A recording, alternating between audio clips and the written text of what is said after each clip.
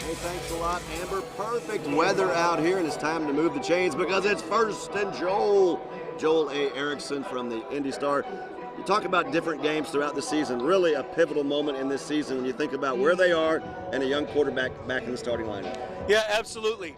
If they're going to be in the playoff race, they kind of need to win this game. You've got the Lions next week. The Lions look like one of the best teams in football, but also just 4-7. It doesn't matter what the Broncos or the Bengals do. You get to 4-7, it's really hard, no matter what the back end of your schedule looks like.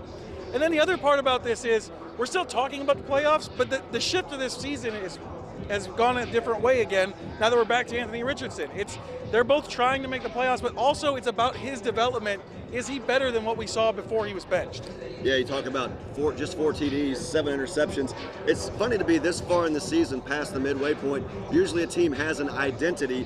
I have no idea what the identity of this football team is right now. Yeah, and that was one of the risks they took when they benched him in the first place, is normally a team starts to figure out after 8 games or so what they're best at. You think about the first year with the Eagles, Shane Steichen, that's right around the time that they switched their offense entirely and took off. Can they do that? I don't know. You haven't gotten a ton of Richardson. I think he probably needs to run the ball more, but they don't have as much time on task as some of these other teams do when they've taken off in the past. What do you think is more important right now, trying to make a playoff push or finding out what you have in Anthony Richardson? It's finding out what you have in Anthony Richardson. It just is. We saw the last 2 weeks against really good teams. This team's ceiling with Joe Flacco probably wasn't that high beyond the playoffs. Richardson is the only thing that can give you hope going forward. If you look at this year's draft class, the more people look at it, everyone's saying it's not a great draft class for quarterbacks. It's not a great free agent class for quarterbacks. Your options, if he's not good going forward in the immediate future, are not good. You got to find out if he can take a leap and be better than what he's been. It's only been 2 weeks, but could you see a difference in the young man as he talked to the media this week? I think there was a difference in when he talked to us, but I've also heard from talking to Colts people that it's been a little bit different behind the scenes. What you've heard from him in terms of him knowing stuff, being able to pick stuff up, taking stuff that's been gone in the meetings and that comes out in practice. They've gotten a lot more of that than they got.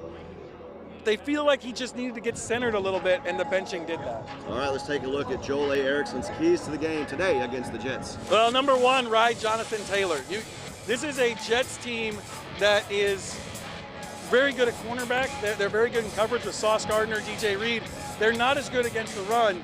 You got to attack them with Taylor and make some of those easier throws for Richardson.